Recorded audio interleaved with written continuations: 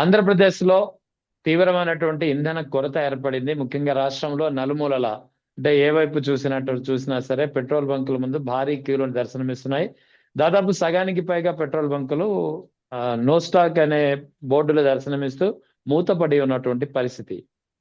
So కలెక్టర్లు కానీ అధికారులు కానీ ఎక్కడా కొరత లేదు, ఇది కేవలం సోషల్ మీడియా మాధ్యమాల కారణంగానే రిఫ్లెక్ట్ అవుతున్నటువంటి పరిస్థితి అని చెప్పి సద్దుమణిగించే ప్రయత్నం చేస్తున్నారు. కానీ వాస్తవానికి కూటమి ప్రభుత్వం జారీ చేసినటువంటి కొన్ని లేఖల కారణంగానే ఈ ఇష్యూ అంతా అయింది. ముఖ్యంగా అమరావతి కాంట్రాక్టర్లు, అమరావతిలో పనులు చేపడుతున్నటువంటి నిర్మాణ సంస్థలకు మేలు చేకూర్చే ప్రయత్నంలో భాగంగా పౌర సరఫరాల శాఖ కానీ సిఆర్డిఏ కానీ జారీ చేసినటువంటి లేఖలు, ఆ తర్వాత ప్రభుత్వం కలెక్టర్లకు ఇష్యూ చేసినటువంటి లేఖల కారణంగానే ఈ కొరత ఏర్పడింది అనేది క్లియర్ గా అర్థమవుతుంది. సో దీని వెనుక దాదాపుగా 150 కోట్ల స్కామ్ ఉందనేది కూడా ఒక వార్త వినిపిస్తోంది. సో ఈ వివరాలపై మనతో మాట్లాడేందుకు జాయిన్ అవుతున్నారు గుంటూరు నుంచి ప్రముఖ న్యాయవాది రజనీ గారు. నమస్తే మేడం. నమస్తే అండి. మేడం, చూశారు కదా, ఏపీలో ఎక్కడ చూసినటువంటి పెట్రోల్ డీజిల్ కొరత చాలా తీవ్రంగా ఉంది. వాస్తవానికి ఇదేదో ఇజ్రాయెల్ ఇరాన్ ఎఫెక్ట్ అని, లేదా ఇవాళ 29 అంటే ఇవాళ తర్వాత దేశవ్యాప్తంగా పెట్రోల్ డీజిల్ ధరలు పెరుగుతున్నాయి కాబట్టి దీనివల్ల ఇలాంటి పరిస్థితి, పానిక్ పరిస్థితి ఎదురైందని చెప్పే ప్రయత్నం జరుగుతుంది. కానీ అసలు విషయం కాస్త నిన్న సజ్జల రామకృష్ణారెడ్డి గారు కానీ వైఎస్ఆర్ కాంగ్రెస్ పార్టీ బయటకు తీసినటువంటి, అది కూడా ప్రభుత్వం జారీ చేసినటువంటి లేఖల ద్వారా క్లియర్ కట్ గా తెలిసింది. అమరావతి నిర్మాణ సంస్థలకు ఏకంగా 2,75,66,000 లీటర్లు సప్లై చేయాలంటూ రాసినటువంటి లేఖ. ఆ కారణంగానే ఈ కొరత ఏర్పడింది అనేది ఒక క్లియర్ కట్ గా అర్థమవుతున్న పరిస్థితి. మీరేమంటారు? సార్, అది చాలా ఆశ్చర్యకరం. ఏంటంటే అది ఎవిడెంటరీగా మాట్లాడారండి. ఏదైతే సజ్జల రామకృష్ణారెడ్డి గారు ఎవిడెంటరీగా మాట్లాడారు, ఆ మాట్లాడిన దాంట్లో లేఖలు డిస్ప్లే కూడా చేసినారండి. అంటే సిఆర్డిఏ వాళ్ళు ఏదైతే పౌర సరఫరాల శాఖకు రాసినారో, పౌర సరఫరాల శాఖ ఎలా అయితే ఇంధన శాఖ కమిషనర్ కి సంబంధించి ఇంధన శాఖ వాళ్ళకి రాసిందో, వాళ్ళ నుంచి ఎలా అయితే బల్క్ లో ఇంతకి ఇవ్వండి, మాకైతే ఇంత తక్కువకి ఇవ్వండి అంటే 155 కాస్త 98 93 రేట్ చెప్పినారు బల్క్. సో ఇన్ని కోట్ల లీటర్లు ముందే ఎందుకు?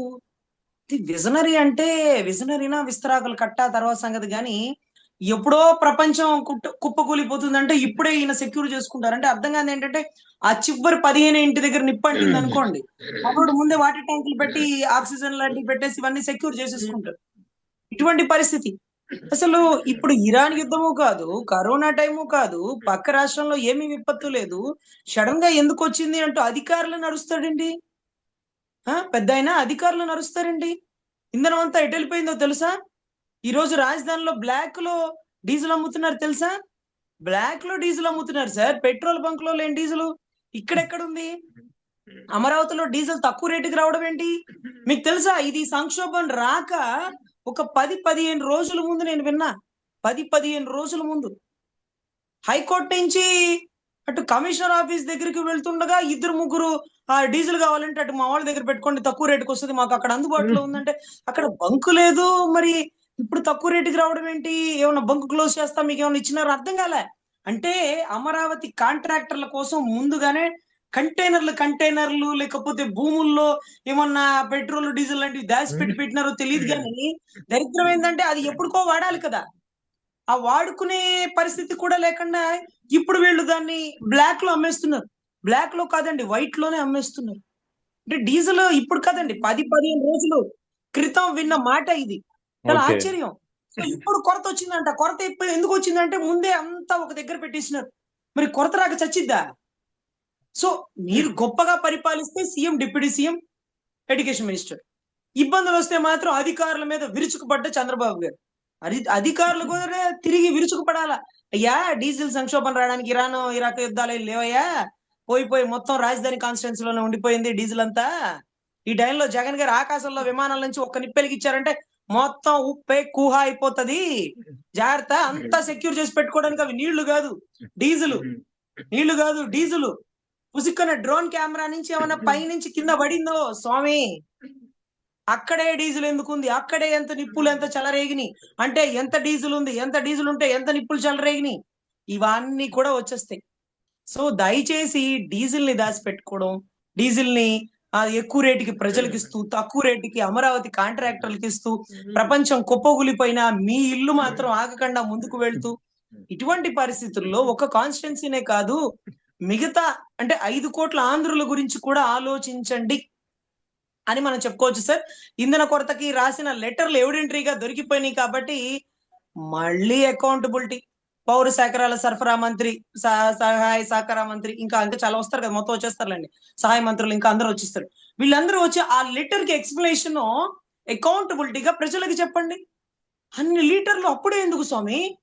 అన్ని లీటర్ల 2,75 పైచలకు లీటర్ల, అన్ని లీటర్ల డీజిల్ ముందే అక్కడ పెట్టేసి, అంటే విజనరీ అంటే ఏంటంటే ఎప్పుడు సమస్య రాకుండా, సమస్య ఎప్పుడు వచ్చినా మనం సెక్యూర్ మోడ్ లో ఉండేది విజనరీ. ఆ విజనరీ ఒక్క కాన్స్టిట్యున్సీలోనే ఉందండి, ఒక ఆయన దగ్గరే ఉందండి, ఆయన అవసరానికే ఉందండి. మరి రాష్ట్రం అంతా పరిస్థితి ఏంటండి?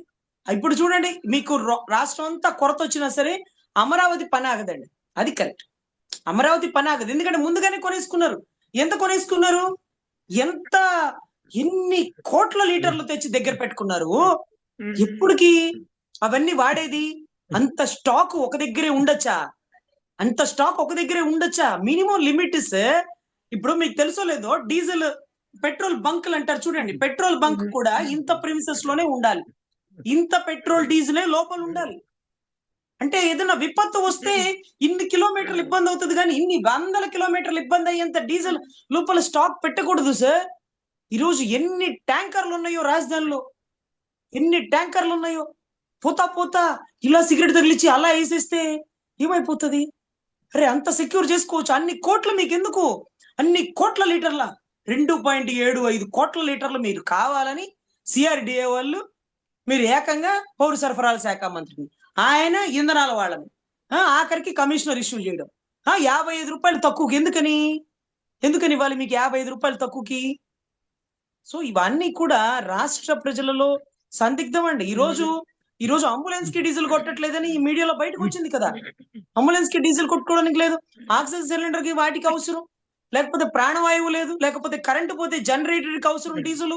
హాస్పిటల్లో మొన్న ఈ రోజు ఏదైతే మిట్టల్ స్టీల్ ప్లాంట్ కంపెనీ తీసుకొచ్చిన అనకాపల్లిలో కరెంటు లేక, ఇన్వర్టర్ ఫెసిలిటీస్ లేక హాస్పిటల్ ఒక చంటి బిడ్డ చనిపోయింది.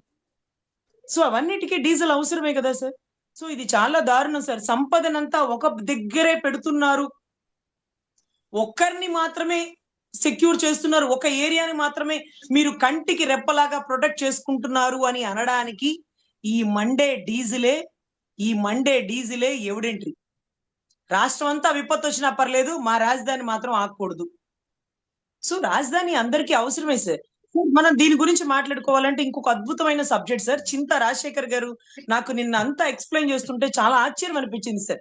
కానీ ఆయన ఎక్స్ప్లెయిన్ చేసినంత బాగా నేను చేయలేనేమో, కానీ భూసేకరణ చట్టం, భూ సమీకరణ చట్టం మీకు తెలుసు కదా సార్. అవునవును, రెండు ఉన్నాయి. అంత సెంట్రలే ప్రోత్సహిస్తుంది ల్యాండ్ ఎక్విజిషన్ యాక్ట్. కానీ గౌరవ నారా చంద్రబాబు నాయుడు గారు మాత్రం ఆయన విజనరీతో దేశంలో ఎక్కడా లేనటువంటి ఒక అద్భుత చట్టాన్ని తీసుకొచ్చినారు, ల్యాండ్ పూలింగ్ చట్టం. ఈ ల్యాండ్ పూలింగ్ చట్టం ద్వారా ఏదైతే గవర్నమెంట్ భూమి ఎకరాకి వాళ్ళకి ఇంత 25%, అంటే 1450 గజాలు వాళ్ళకి ఇచ్చేలాగా. సో ఇటువంటి పరిస్థితుల్లో సంపద ఒక దగ్గరే ఉండిపోతుంది అనడానికి నాంది ఏంటంటే సార్, అంటే 2014 మూమెంట్ అండి, మనకి రాజధాని కాన్స్టిట్యున్సీ కదా, ఆ టైంలో ఎకరా అక్కడ 2 లక్షలు సార్. ఒకవేళ ల్యాండ్ ఎక్విజిషన్ యాక్ట్ ప్రకారం 4 రెట్లు కలపాలి, అప్పుడు 4 రెళ్ళ 8 లక్షలు. లేదు మనం ఇష్టంగా 10 లక్షలు ఇద్దాం, లేదబ్బా రాజధానికి ఇష్టంగా ఇస్తున్నారు కదా ఇవ్వను అని ఇబ్బంది పడే వాళ్ళు ఎవరిని ఉంటే 20 లక్షలు కూడా ఇవ్వచ్చు సార్. 3,500 అంటే 35,000 ఎకరాలు సార్. 35,000 ఎకరాలు ఇంటూ మనం 10 లక్షలు వేసిన 3,500 కోట్లు సార్. లేదు 20 లక్షలు ఇద్దాం రజనీ గారు, వాళ్ళు చాలా కష్టపడ్డారు, అప్పుడెంత? అంతే. సో 3,500 కోట్లు అదైతే, లేకపోతే 7,000 కోట్లు అవుతుంది. సో ఈ 7,000 కోట్లతో మొత్తం డబ్బు కట్టేసి రాజధాని మొత్తం ప్రభుత్వం చేతుల్లో పెట్టేసింది అనుకోండి, ప్రభుత్వం చేతుల్లో ఉందనుకోండి, ఒకవేళ రేట్లు బాగా పెరిగితే కోట్లు అయితే ఆదాయం మొత్తం ప్రభుత్వ ఖజానాలో ఉండిపోతుందండి. అప్పుడు ఎంత కోట్ల ఆదాయం! ఈ రోజు ఎకరాకి మీరు ఇచ్చిన 1,450 గజాలకి మీరు తెచ్చిన సింగపూర్ కానీ, లేకపోతే అన్ని దేశాలు తీసుకొచ్చేస్తారు అనుకోండి అమరావతికి, నాకు గుర్తులేదు, టోకియో కానీ. సో అప్పుడు ఈ 1450 గజాలు ఒక గజం ₹1,00,000 వేసుకున్నా కానీ కోట్లలో అయిపోతుందండి. అన్ని కోట్లు ఒక రైతుకు మీరు లబ్ధి కలిగిస్తున్నారు, ఒక రైతుకి. ఆ రైతులు కూడా ఎవరు? ఒక సామాజిక వర్గ రైతుల దగ్గరే ఉంది ఆ భూమి అంటూ అవతల వాళ్ళు ఆరోపిస్తున్నారు. 25% మీరు రైతులకి లబ్ధి చేకూరుస్తూ, అంటే ఆదాయాల లాభాలు వచ్చేకి వాళ్ళ చేతుల్లో, ఖర్చులు మాత్రం వాళ్ళకి ఎయ్యట్లా. ఖర్చులు అంటే రోడ్లు ఎవరి ఖర్చు? సిఆర్డీఏ ఖర్చు. పైప్ లైన్లు ఎవరి ఖర్చు? సిఆర్డీఏ ఖర్చు. డ్రైనేజీ లైన్లు ఎవరు? సిఆర్డీఏ ఖర్చు. అన్ని సిఆర్డీఏ ఖర్చు, లైట్లు, కరెంట్లు అంతా. లాభాల్లో మాత్రం 25% తీసుకొచ్చి వాళ్ళకి ఇస్తారు.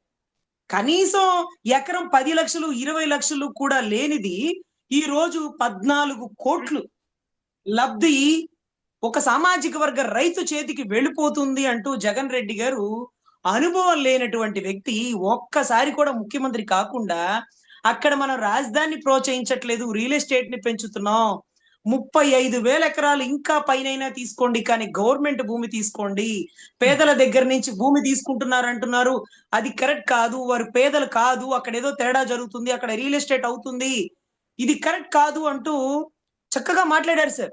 పవన్ కళ్యాణ్ గారు కూడా, సార్ అంత భూమి తీసుకుంటానంటే నేను కూడా యాక్సెప్ట్ చేయను, అప్పట్లో ఆయన నాకు చెప్పిన మాట 1600 ఎకరాలు చాలు రాజధానికి, అది కూడా విజయవాడ గుంటూరు హైవే సమీపంలో అని నాతో అన్నారు. ఇంత 3 పంటలు పండే భూమి సార్, ఆ సాయిల్, ఆ మట్టి, ఒక పంట వేస్తే రెండో పంట కూడా సరిగ్గా సాగు రాదు సార్, కానీ ఇక్కడ 3 పంటలు పండుతాయి సార్. అటువంటి భూమిని ఈ రోజు కట్టడాలకి అన్ఫిట్ అంటూ తేల్చి పడేసింది sir. Hyper committee, select committee, Sivaramakrishna committee, ఇలా ఎన్ని కమిటీలు వచ్చినాయి చూస్తున్నారు సార్. శివరామకృష్ణ కమిటీ ఎంత గొప్పగా రాసింది. శివరామకృష్ణ కమిటీనే ఉదహరిస్తూ రిలీజ్ అయినటువంటి కమిటీ రిపోర్టే కదా, కమిటీ రిపోర్టే కదా సార్. చూడండి ఎంత ఆశ్చర్యం అంటే, ఈ రోజు ల్యాండ్ పులింగ్ యాక్ట్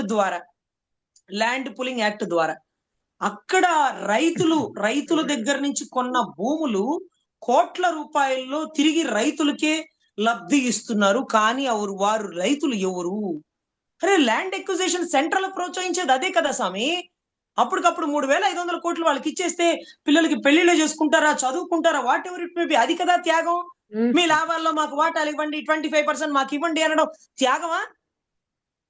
వాటాల్లో షేర్, అది బిజినెస్ కదా. వాళ్ళు రైతులు చేస్తున్న అక్కడ బిజినెస్ కదా, బిజినెస్ అది. ఎగ్జాక్ట్లీ సార్, ఇదే పదం సార్. దీంట్లో అంగుళం కూడా తప్పులేదు సార్.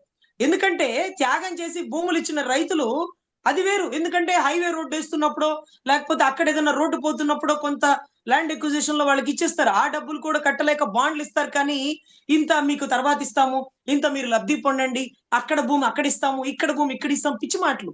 ఈ ల్యాండ్ పోలింగ్ మళ్ళీ ఏ రాష్ట్రంలో ఎక్కడ కూడా ఇంప్లిమెంట్ చేయలేదండి. ఇది విజనరీ ఉన్నటువంటి గౌరవ అనుభవజ్ఞుడైనటువంటి ముఖ్యమంత్రి వారి సామాజిక వర్గాన్ని పెంపొందించడం కోసం చేసినారు అని చింత రాజశేఖర్ గారు త్రూ ఎవిడెంటరీతో ఎక్స్ప్లెయిన్ చేసినారండి. తర్వాత దీని గురించి ఏం చేయాలి, ఎలా, మరి ఇంత స్కామ్ జరుగుతుంది కదా అంటే దీని గురించి లెటర్లు రాయొచ్చు అన్నారు సార్. అదేంటి సార్, లెటర్లు రాస్తే ఎలా స్పందిస్తారు అంటే, లేదండి గతంలో ఒక కాంగ్రెస్ ఎమ్మెల్యే జగన్ గారి గురించి, నాకు ఇతని ఆస్తుల గురించి సిబిఐకి ఎంక్వైరీ వేయండి అని ఒక లెటర్ రాస్తే, ఆ లెటర్ ని సుమోటోగా తీసుకొని సిబిఐ ఎంక్వైరీ వేసింది.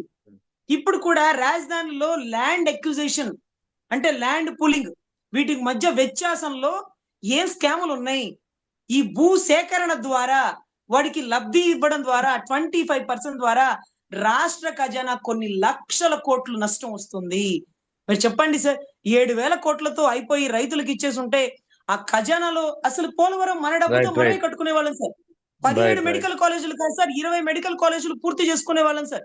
ఖజానా దండిగా ఉండి 5 కోట్లు ఆంధ్రులు తినాల్సినటువంటి ఈ రాజధాని సొమ్ముని 29 గ్రామాలలో ప్రత్యేకమైనటువంటి కొంతమంది వర్గమే తినాలి అనుకుని సృష్టించినటువంటి ఈ ల్యాండ్ ఎక్విజిషన్, ఈ ల్యాండ్ పులింగ్ చట్టం, ల్యాండ్ ఎక్విజిషన్ కి విరుద్ధంగా, కేంద్రం ఇచ్చిన దానికి విరుద్ధంగా ఎందుకు ఈ ల్యాండ్ పులింగ్ చేసినారు? మీది గొప్పగా ఉంటే పక్క రాష్ట్రం ఇలాంటిది ఇంప్లిమెంట్ చేయాలిగా. 25% లాభం వాళ్ళకి ఇస్తున్నారు, రోడ్లు, డ్రైనేజీ, పైప్ లైన్లు ఖర్చులన్నీ మీరు పెడుతున్నారు. సో దయచేసి 5 కోట్ల ఆంధ్రులు తినాల్సిన సొమ్ముని ఒకరికే పెట్టకండి. ఇది ప్రభుత్వ ఖజానా, ఇది అందరి సొమ్ము, అందరి సొత్తు, రాజధాని అందరిది, రాజధాని మీద వచ్చిన లాభం కూడా రైట్ అందరిది. సెంట్రల్ దగ్గర చేయి చాచకుండా మన డబ్బుతో మనమే పోలవరం పూర్తి చేసుకోవచ్చు, మన డబ్బుతో మనమే మెడికల్ రైట్ కాలేజ్ తెచ్చుకోవచ్చు అని నా ఉద్దేశం సార్. రైట్ యాక్చువల్లీ మేడం, మీ ఇంధన కొరతకు సంబంధించి ఈ లేఖలు అయితే రాశారో, వాస్తవానికి ఎవరైనా నిర్మాణ సంస్థలకు కానీ లేదా ఇలాంటి బడా కాంట్రాక్టర్లకు కానీ బల్క్ లో ఇంధనం కావాల్సి ఉంటే బల్క్ లో కొనుగోలు చేయడానికి ఆల్రెడీ ఇప్పటికే ఒక వ్యవస్థ ఉంది. ఆ వ్యవస్థ ఏంటంటే, ఇప్పుడు మనకి రీటైల్లో మనం డీజిల్ లీటర్ 98 రూపాయలు కొంటున్నాం ఏపీలో. అదే బల్క్ లో వీళ్ళు డైరెక్ట్ ఐఓసీల నుంచి, అంటే డైరెక్ట్ కంపెనీల నుంచి కొనుగోలు చేయవచ్చు. ఆ వ్యవస్థ ఉంది. ఎవరికైనా బల్క్ లో కావాల్సి వస్తే, బల్క్ లో అంటే ఇలా కొన్ని వేలాది లీటర్లు కానీ లక్షలాది లీటర్లు కానీ కొనుగోలు చేసే పరిస్థితి ఉంది. అది నేరుగా కంపెనీల నుంచి కొనుగోలు చేయాలి. కానీ అప్పుడు బల్క్ అది కమర్షియల్ యూసేజ్ లోకి వస్తుంది కాబట్టి లీటర్ 153 రూపాయలకి కొనాలి. మనకి రీటైల్లో ఎస్ సార్. దొరికేది 98 రూపాయలు. సో అక్కడ అవును సార్. 55 రూపాయలు లీటర్ కి ఎక్స్ట్రా చెల్లించాల్సి వస్తుంది.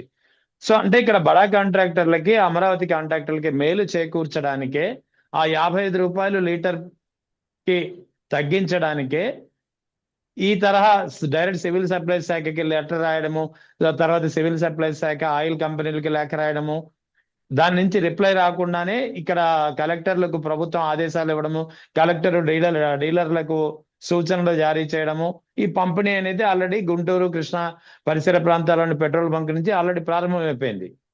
అంటే ఇక్కడ అదంతా కేవలం బడా కాంట్రాక్టర్లకు మేలు జరిగితే చాలు, ఇక్కడ రాష్ట్రంలో ఉన్నటువంటి సామాన్య ప్రజలు ఎన్ని ఇక్కట్లు పారినా పర్వాలేదు అనేది ఇక్కడ మెయిన్ మోటివ్ గా కనిపిస్తుందని అంటారా? సార్ ఇక్కడ బల్క్ లో కొని 55 రూపాయలు వాళ్ళ డబ్బు పెట్టుకోవచ్చు సార్. కానీ యా 55 రూపాయలు ఎక్స్ట్రా పెట్టడం ఇష్టం లేక ఏదైతే మనకి పెట్రోల్ బంకులకి మనం ఏదైతే యూసేజ్ కి వాడుకునేటటువంటి 98 రూపాయలకే వాళ్ళకి అందేలాగా ఇక్కడికి పంపించే ట్యాంకర్ ని మీరు రాజధాని కాన్స్టిట్యున్సీకి పంపించండి అంటూ వీళ్ళ మీద హుకుములు జారీ చేస్తూ, అంటే ఈ పెట్రోల్ బంకుల ఓనర్లు అందరితో మీటింగ్ పెట్టుకుంటే అయిపోలా, ఇది చూడు లీటర్ 98 నీకు 100 ఇస్తాను పో, లేకపోతే మాకు బల్క్ లో 155 అవుతుంది, లేకపోతే నీకు ఇంకో కాంట్రాక్ట్ ఇప్పిస్తాను పో, ఆ రోడ్డు నువ్వు వేసుకోపో, 98 రూపాయలు మాకే ఇచ్చేసాయి అంటూ ఇక్కడికి తరలించాల్సినటువంటి వెహికల్స్ ఏవైతే ఉన్నాయో అవన్నీ రాజధానికి వెళ్ళిపోయినాయండి. సార్ మీకు బల్క్ గా కావాలంటే 2.5 అంటే 2.75 కోట్ల లీటర్లు కావాలంటే మీరు డైరెక్ట్ గా అక్కడి నుంచి తెచ్చుకోండి. బల్క్ గా కొనేవారు ఎవరైనా సరే వారి అవసరం యూసేజ్ ని బట్టి వారు అక్కడ రేటు నిర్ధారిస్తారు. మామూలుగా అయితే సార్ ఎక్కడైనా బల్క్ లో కొంటే రేటు తగ్గిద్ది. ఈ ఒక్క డీజిల్ కి మాత్రం బల్క్ లో కొంటే రేటు పెరుగుతుంది. సో మనం ఎప్పుడైనా 1 కేజీ బియ్యం కొనుక్కున్నప్పుడు ఒక 50 రూపాయలు 60 రూపాయలు అంటారు సార్. బల్క్ గా 25 కేజీలు కొనుక్కున్నప్పుడు కొంత రేటు తగ్గుతుంది. కానీ ఇక్కడ బల్క్ లో కొనుక్కున్నప్పుడు రేటు పెరుగుతుంది. అంటే దాని ఉద్దేశం ఏంటంటే అది కమర్షియల్ పర్పస్. అవును కమర్షియల్ పర్పస్ కాస్ట్ మారిపోతుందండి. ఫర్ అవును సపోజ్ ఇంటికి ఉండే కరెంట్ బిల్లు రేటింగ్ మీటర్ వేరు ఉంటది. అదే వేరు, రకంగా డొమెస్టిక్ వేరు, షాపులకు కమర్షియల్ ఇచ్చేటటువంటి రేట్ రేటు వేరు. వేరుగా ఉంటుంది. రేటు వేరుగా ఉంటది. అంటే సాధారణ ప్రజలకు అర్థమయ్యే భాషలో మనం చెప్పాలంటే. సో యా ఆ మాదిరిగా బల్క్ లో తీసుకుంటున్నారంటే ఒక పెద్ద బిజినెస్ కేమో వాళ్ళకి బాగా డబ్బు ఉంటది కదా, కమర్షియల్ పర్పస్ కి కదా కడతారు. ఎవరి కోసం కడతారు అనే ఉద్దేశంతోనే అది అలా ఛార్జ్ చేస్తారు సార్. అంటే షాప్ అనుకోండి, బిజినెస్ లాభాలు నష్టాలు what ever it may B, shop purpose అంటే రేట్ ఎక్కువ ఉంటది, ఇంటి పర్పస్ కంటే గృహోపకారాలు కాబట్టి తక్కువ ఉంటది. ఆ మాదిరిగా 55 రూపాయలు కట్టడం ఇష్టం లేక సాధారణ ప్రజలకి అందాల్సినటువంటి ట్యాంకర్లని అటుగా మళ్ళిస్తూ ఇంధనపు కొరత ఇప్పుడే కాదు సార్, ఇక రానున్న కాలంలో కూడా అప్పుడప్పుడు ఎదురయ్యే సమస్య ఉంటుంది సార్. దీనికి అంతటికీ కారణం అక్కడ చిన్నయ్య గారికి తెలుసు, పెద్దయ్య గారికి తెలుసు, మంత్రి నారాయణ గారికి తెలుసు. మరి ఎందుకు అధికారులను అరుస్తారు? ఎందుకు అధికారుల మీద విరుచుకు పడతారు? ఎందుకు అధికారులకు ఏం సంబంధం? సో దయచేసి గొప్ప చెప్తేనే మాత్రం సీఎం డిప్యూటీ సీఎం గొప్ప, తప్పు చేస్తేనే మాత్రం అధికారులతో అధికారులు విరుచుకు పడిపోయినటువంటి గౌరవ ముఖ్యమంత్రి. వాళ్ళకేం తెలుసు? మీరు కాంట్రాక్టర్లతో లేకపోతే పెట్రోల్ బంక్ ఓనర్లతో మీటింగ్లు పెట్టుకుని మీరు రేట్లు డిక్లేర్ చేసుకుని వాళ్ళకి కాంట్రాక్ట్లు ఇస్తామంటూ దాన్ని ఏమంటారు క్విట్ ప్రోకో లాంటివి పెట్టి మీరు అక్కడికి రావాల్సిన ట్యాంకర్లని రాజధాని కాన్స్టిట్యున్సీకి తీసుకెళ్లిపోయి అధికారులను తిడితే వాళ్ళు ఏం చేస్తారు సార్? సో దయచేసి దీనికంతా సివిల్ సప్లై శాఖ మంత్రివర్యులు, రాష్ట్ర ముఖ్యమంత్రి వర్యులు, వాట్ ఎవర్ మేబీ వీళ్ళందరూ అకౌంటబిలిటీగా ఉండాలని నా భావన సార్. అయితే ఇక్కడ ఈ పెట్రోల్ డీజిల్ కొరత వల్ల వాస్తవానికి ఉభయ గోదావరి జిల్లాలు కానీ కృష్ణా, గుంటూరు, నెల్లూరు జిల్లాల పేర్లు వినగానే మనకి ఆక్వా పరిశ్రమ ఎక్కువగా గుర్తొస్తుంటుంది. అటువంటి ఆక్వా రైతులు ఎక్కువగా ఆధారపడేది డీజిల్ వినియోగం పైన. ఇప్పుడు ఆక్వా పరిశ్రమ రైతులు చాలా ఇబ్బందులు పడుతున్నారు. మరోవైపు ఇప్పుడు పంట చేతికొచ్చే సమయం కోత సమయం. సో రైతులు కూడా, సాధారణ రైతాంగం కూడా, వరికి సంబంధించినటువంటి రైతులు కూడా ఇబ్బందులు పడుతున్నారు. సమయానికి డీజిల్ దొరక్క, ట్రాక్టర్లకు సంబంధించి ఆ రవాణా సదుపాయం లేక అటు ఆక్వా రైతులు, ఇటు రైతులు ఇబ్బంది పడుతున్న పరిస్థితి డీజిల్ కొరత వల్ల. సార్ రాష్ట్రం అంతా ఇబ్బంది పడినా పర్లేదు సార్, రాజధాని కాన్స్టిట్యున్సీలో మాత్రం పని ఆగకుండా వెళ్ళిపోతుంది సార్. అక్కడ ఏ ప్రజలు ఉన్నారో, ఎవరిని ఉద్ధరిస్తున్నారో, ఎందుకు అంత కంగారు పడుతున్నారో అదంతా కూడా మనం మాట్లాడలేని పరిస్థితి. కానీ 55 రూపాయలు ఎక్కువకి ఇచ్చుకుంటే మీకు కూడా దొరుకుతుంది కదా, బల్క్ గా ఇస్తారు కదా అవును. ఇంధనం. అంటే యుద్ధ సమయంలో కూడా మనకి ఇబ్బంది లేదు కదా, 55 రూపాయలు ఎక్స్ట్రా కట్టడం ఇష్టం లేక ఈ రోజు రాష్ట్రంలో ప్రజల మీద పెనుభారం వేసినటువంటి మిమ్మల్ని ఎలా చెప్పుకోవాలి సార్? చాలా దారుణం సార్. ఇంధనం కొరత అయితే అనుకోవచ్చు, ఇంధనం కొరతని సృష్టిస్తున్నారు. సో దీనికి అంబులెన్స్లు ఆగిపోతున్నాయా, వరి కోత మిషన్లు ఆగిపోతున్నాయా, నీళ్ళలో ఉండే చేపలకి ఆక్సిజన్ అందక అక్కడ వాటికి సంబంధించిన మిషనరీలు పనిచేయక ఇబ్బంది అవుతుందా? అందులోనూ దీంట్లో కూడా రికమెండేషన్ లెటర్లు వచ్చేసినాయి సార్, మీకు తెలుసో లేదో. మన వెహికల్ సింబల్ కి మీద పసుపు కలర్ స్టిక్కర్ ఉండదు, ఆ స్టిక్కర్ల దగ్గర ఆగకుండా కొట్టేయండి, ట్యాంకర్లు ఫుల్ చేసేయండి అంట. ఓకే. అదేంటది? ముందు కార్కి 12 లీటర్లు కొడతాను, 5 లీటర్లు కొడతాను, 8 లీటర్లు కొడతాననే డీల్ జరిగిందే. మరి ఆ వచ్చిన కార్కి మాత్రం ఆపకుండా ఫుల్ ట్యాంక్ ఎందుకు చేసినారు? అతను అడగలేదు కదా. పోనీ అతను అడిగాడు అనుకో, మేము కూడా అడిగినాం కదా, దానికి ఎందుకు ఇచ్చినారు, మాకెందుకు ఇవ్వలా? పోనీ గవర్నమెంట్ ఎంప్లాయీస్ కంటారా, వాళ్ళు ఉద్యోగాలు చేయాలి కాబట్టి తప్పదు. మరి వాళ్ళకి కొట్టినప్పుడు మాకెందుకు కొట్టరు? అంటే అక్కడ పచ్చ స్టిక్కర్ ఉంది అందుకే కొట్టేస్తారా? స్టిక్కర్ పీక్ అవతలేస్తామని కూడా 2-3 పెట్రోల్ బంకర్లో చెప్పడం జరిగిందండి. Sticker yeah. పీకేస్తాం, ఎక్కువ తక్కువ చేస్తే వాళ్ళకి ఎలా కొడితే మాకు అలాగే పెట్రోల్ కొట్టండి అంటూ సాధారణ ప్రజలు కూడా ప్రభుత్వం మీద తిరగబడ్డారా, పసుపు స్టిక్కర్ మీద తిరగబడ్డారా, whatever it may be sir. ప్రజల్లో మార్పు వచ్చింది, ప్రజల్లో చైతన్యం వచ్చింది. ఇంకా ప్రభుత్వం 3 ఏళ్లు ఉండగానే తిరుగుబాటు వచ్చింది. స్టిక్కర్ పీకేస్తామంటూ వచ్చేసినారు. ప్రజలు తిరగబడ్డారు. 4-5 పెట్రోల్ బంకుల దగ్గర కూడా అతనికి ఏంటి ఫుల్ ట్యాంక్ కొట్టారు, మాకేంటి కొట్టరు? ఏంటి ఏంది ఏంది అంటే మాట మాట ఎక్కువైపోతే కెమెరాలో బంధించేస్తారని నోరు మూసుకొని వెళ్ళిపోతున్న పరిస్థితి ఉంది సార్. Right, so right. తిరుగుబాటు బిగిన్ అయింది. తప్పుని ఎవ్వరు ఉపేక్షించట్లా, ప్రతి ఒక్కరు ప్రశ్నిస్తున్నారు. మీ రాష్ట్ర అంటే అందరికీ సంబంధించినటువంటి రాష్ట్ర రాజధాని కట్టాలనుకుంటే 55 రూపాయలు ఎక్స్ట్రా పే చేయండి సార్. పెట్రోల్ కేమి, ఇంధనంకేమి కొరత లేదు, డీజిల్ కేమి కొరత లేదు. మీరు కొనుక్కోవడానికి కక్కుర్తి పడుతున్నారు. మీరు కొనుక్కోవడానికి 55 రూపాయలు మీరు మిగలబెట్టుకోవడం కోసం పౌర శాఖరాలకి సిఆర్‌డిఏ లెటర్ రాస్తదా? పౌర శాఖరాలు ఇంధనాల శాఖలకి లెటర్ రాస్తారా? సాధారణ ప్రజలకు రావాల్సినటువంటి ట్యాంకర్లు రాజధాని కాన్స్టిట్యున్సీకి తరలిచ్చేస్తారా? 2.75 కోట్ల లీటర్లు అప్పుడే రాజధానిలో పెట్టుకొని ఏం చేస్తారు? అదేమన్నా నీరా? మీరు స్టోరేజ్ చేసుకోవడానికి కనపడేలాగా? డీజిల్ లోపల ఉంటది సార్. తేడా పడితే అంత డీజిల్ ఒకే చాట స్టోర్ అయింది అనుకోండి, మానవ బాంబు కంటే దారుణంగా తయారవుతుంది. ఎక్కడన్నా పోతా డ్రోన్ కెమెరాల నుంచి ఏదైనా కింద పడింది అనుకోండి, సరదాగా ఏదైనా బ్యాంక్ అంటే వెహికల్స్ దగ్గర సిగరెట్ తాగుతా అలా వేసినారు అనుకోండి, ఎంత తేడా పడుతుంది?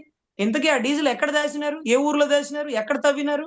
సో ఇవన్నీ కూడా చాలా డౌట్స్ ఎరేజ్ అవుతున్నాయి సార్. ఎనీవే, ఎవిడెంటరీగా పట్టించినటువంటి సజ్జల రామకృష్ణారెడ్డి గారు అప్పుడప్పుడు మీరు ఎలా ముందుకొచ్చి ఆధారాలు చూపించి ప్రభుత్వాన్ని, ప్రభుత్వ ప్రతినిధులని మీరు అకౌంటబిలిటీగా ప్రశ్నించండి. వారి ఆంధ్రజ్యోతి పేపర్ లో రిలీజ్ చేయమని అడగండి. ఈ లెటర్లు కూడా సాక్షి పేపర్ లో ఎవిడెంటరీగా వేయండి.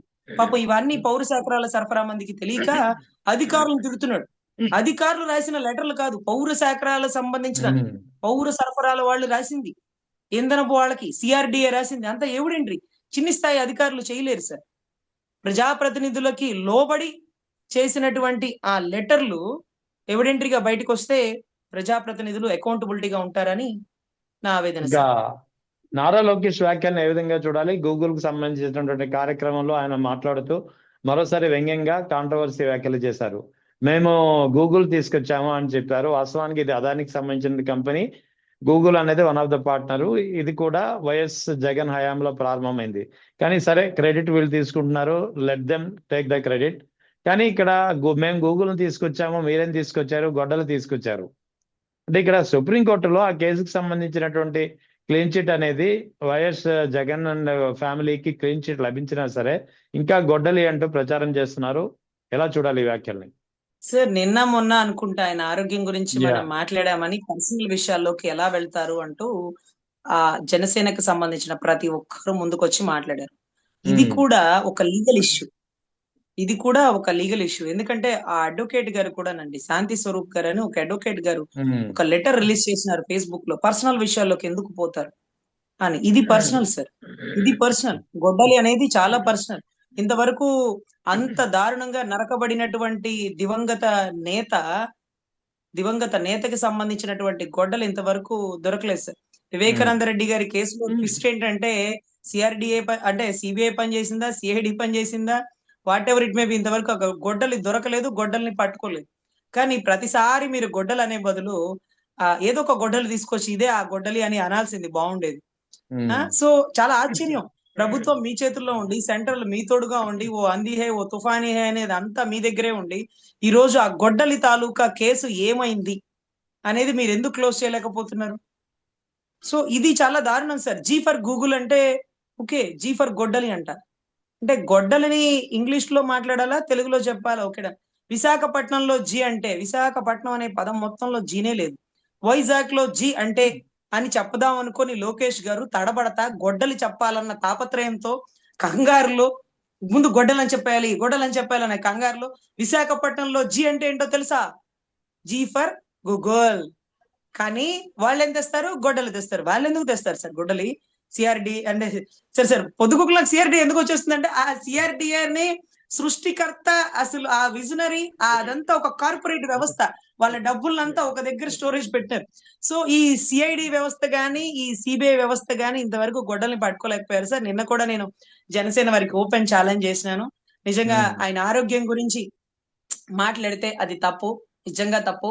I'm so sorry. మీరు కూడా రాగల రోజుల్లో ఎప్పుడు కూడా జగన్ గారికి సంబంధిత ఉమ్, ఏ వ్యక్తిగత విషయాల్లో మీరు కూడా మాట్లాడకూడదని కోరుకోండి. ఎందుకంటే మీ అధినాయకుడు మీకు అంత అవును. గొప్పగా ట్రైనింగ్ ఇచ్చారు. ఉమ్, అందుకని మేము మాకు అంటే నేను ఏ పార్టీ కింద లేను కాబట్టి, నేను మాట్లాడేసినాను. ఎనీవే, తల్లి చెల్లి గొడ్డలి లేకుండా రాజకీయం చేద్దాం, బస్తీ మే సవాల్ అని నేను మీకు ఓపెన్ ఛాలెంజ్ చేసిన. ఆ అవును. ఛాలెంజ్ ని మీరు మీ కూటమి పార్టీకి కూడా చెప్పండి. ఎందుకంటే రజనీ గారు అడిగిన ఛాలెంజ్ ఏంటంటే అది వాళ్ళ పర్సనల్ అంట. ఆరోగ్యం గురించి వాళ్ళ పర్సనల్ అయితే అంటే ఒక వ్యక్తికి సంబంధించిన ఆరోగ్యం సార్, దాన్ని బులెటిన్ రూపంలో బయటికి రిలీజ్ చేయాలి సార్. అది పర్సనల్ అని అనకూడదు, కానీ దాని మీద వెటకరించడం మాత్రం తప్పే. వెటకరించడం ఓకే, ఐఎమ్ సారీ. కానీ రాహుల్ గాంధీ గారి గురించి, రాహుల్ గాంధీ గారు బ్రహ్మచారి.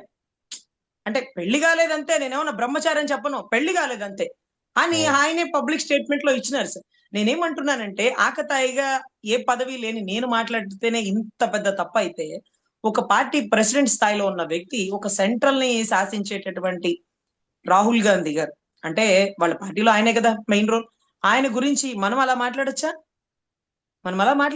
లేకపోతే అప్పట్లో సీఎం ఉన్న వ్యక్తి గురించి మనం ఏమో ఇలా కొట్టుకున్నాడేమో అని అలా మాట్లాడొచ్చా? మీకు చెప్పగలిగేంత వారిని కాదు. కానీ నేను మాట్లాడడం తప్పైతే మీరు మాట్లాడడం కూడా తప్పేనేమో, మీరు తప్పే. ఆలోచించుకోండి. మిమ్మల్ని తప్పని స్థాయి నాది కాదు, కానీ మీరు ఆలోచించుకోండి.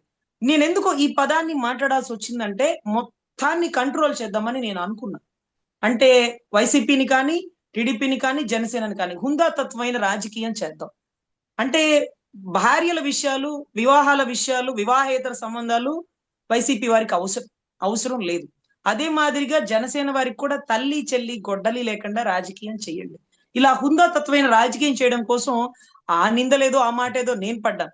సో మనం గొడ్డలి అనే పదమే వాడకూడదంటే మీ కూటమి నాయకుడేమో ఓపెన్ గా, అరే మీకు తెలుసో లేదు సార్, ఆ మీటింగ్ కి వచ్చిన వాళ్ళకి ఏం చెప్తున్నాడు అతను? గొడ్డలి, వై హీ సెడ్ గొడ్డలి అని వాళ్ళకి తెలియదు ఆ స్టోరీ.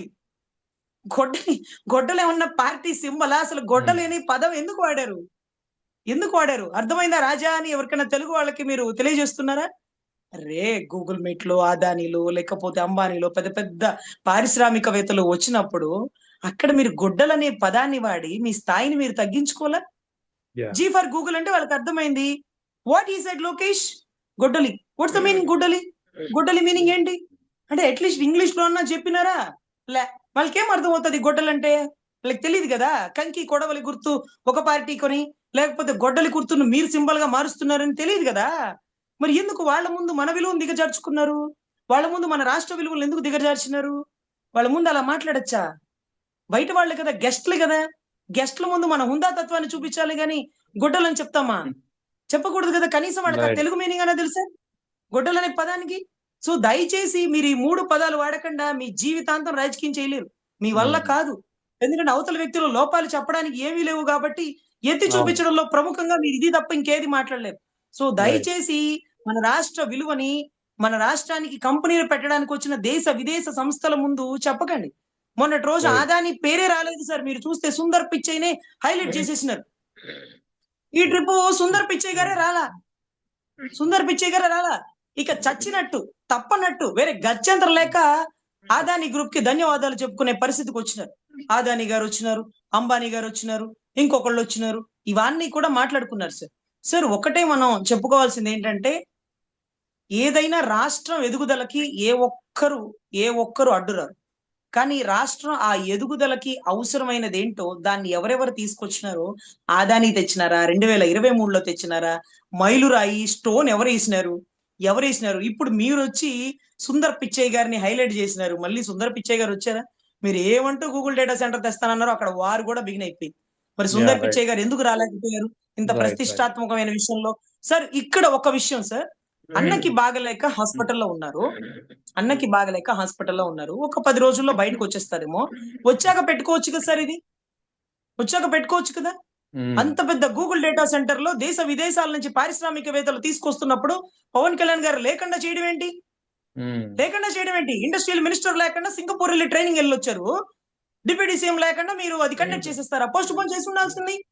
అరే మళ్ళీ మా కూటమి రావడానికైనా, ఇప్పుడు మేము గెలవడానికైనా ఆ నాయకుడైన అయ్యే కారణం, అతను అనారోగ్య వ్యవస్థ పరిస్థితుల్లో హాస్పిటల్ అడ్మిట్ అయిన ఉన్నారు. ఒక 10 రోజులకి పోస్ట్ పోన్ చేద్దామంటే ఏమవుతుంది? మంచి ముహూర్తాలు లేవా ఏంటి? ఎందుకు చేయలా? వాట్సాప్ గవర్నెన్స్ అంట.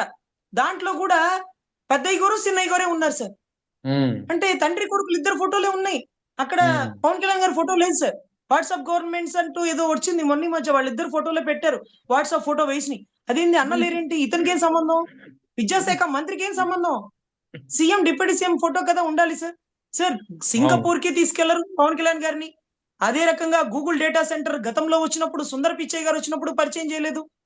అదే మాదిరిగా ఇవాళ రోజు కొంపలు మునిగిపోయినప్పుడు పెట్టుకోకపోతే కాస్త ఆగాక అన్న బయటకు వచ్చాక అన్నను పెట్టుకొని ఇదిగో ఇతను అనేవాడు లేకపోతే మా గెలుపు లేదు, మళ్ళీ కూడా కూటమి రావడానికి ఇతనే కారణం అంటూ ఇతన్ని హైలైట్ చేస్తూ ఆ గూగుల్ డేటా సెంటర్ లో అందరికీ ఆయన్ని పరిచయం చేయొచ్చు కదా. ఆయన కష్టపడబట్టే కదా మీరు పనులు చేసుకుంటుంది, పరిశ్రమలు తెస్తుంది. ఆయన నిలబడ్డబట్టే కదా ఈ రోజు మీరు సీఎం లోనో, డిప్యూటీ సీఎం స్థాయిలోనో లేకపోతే ఇంకో స్థాయిలోనో ఉండగలుగుతున్నారు. ఆయన్ని పక్కన పెట్టేసినారేంటి సార్? గతంలో నమో అంటే నరేంద్రజీ మోడీజీ అనేవారు. ఈ రోజు నమో అంటే నాయుడుజీ మోడీజీ అంటున్నారు. పవన్ కళ్యాణ్ గారిని పక్కన పెట్టినారు. సో దయచేసి ఏ ప్రముఖ మీటింగ్ అయినా సరే, ఏ గవర్నమెంట్ మీటింగ్ అయినా సరే ఆయన లేకుండా జరగడానికి వీలు లేదు. ఆయన లేనిదే కూటమే లేదు. ఆయన ఎన్నో తిట్లు తిని బీజేపీని టీడీపీతో కలిపారు. ఈ రోజుకి బీజేపీ టీడీపీ ఓపెన్ గా కలిసినట్టే ఉంటారు కానీ ఒకరి మీద ఒకరికి నమ్మకం లేనటువంటి నడక నడుస్తున్నారు. వీళ్ళిద్దరిని కలిపి ఒక తాటికి తీసుకొచ్చి కూటమి చేయడానికి కారణమై, కూటమి గెలుపుకు కారణమైనటువంటి వ్యక్తిని ఈ రోజు పక్కనుండగా కనీసం సార్ సీఎం గారు గాని లేకపోతే విద్యాశాఖ మంత్రి గారు గాని పవన్ కళ్యాణ్ గారిని చూసిన ఫొటోస్ ఏమైనా వచ్చినాయా? ఆయన హాస్పిటల్లో ఉంటే వెళ్ళి కలవాలి కదా సార్. ఆయన తగ్గాకే కదా ఏ మీటింగ్స్ అయినా కండక్ట్ చేసుకోవాలి కదా. ఆయన లేకుండా కంపెనీలు తీసుకురావడం ఏంటి? సింగపూర్ కంపెనీలకి ఆవిడెవరు అనిత గారు వెళ్ళారు. అచ్చెన్నాయుడు గారు వెళ్ళారు. రెవెన్యూ శాఖ మంత్రికి ఏం పని? రెవెన్యూ శాఖ మంత్రికి ఏం పని? హోం శాఖ మంత్రికి ఏం పని? లేకపోతే ఆయన ఎవరు వ్యవసాయ శాఖ మంత్రి గారికి ఏం పని? ఇండస్ట్రియల్ మినిస్టర్ వెళ్ళాలి. అలాగే మా అన్నను కూడా తీసుకెళ్లొచ్చు కదా. మనకేం తెలీదా సింగపూర్? ఆయన చూస్తేనే గుర్తుపడతారు కదా. సో ఇక్కడ ఎంత గ్యాప్ మాకు కనపడుతుందంటే విజువల్ లో కనపడుతుంది, ఎవిడెంటరీతో కనపడుతుంది. ఆ గ్యాప్ ని గుర్తించి ఆయన స్థానాన్ని హుందాగా కాపాడుకుంటేనే కూటమి ఉంటది, లేకపోతే ఓటమి బిగిన్ అవుతుందని నా ఉద్దేశం సార్.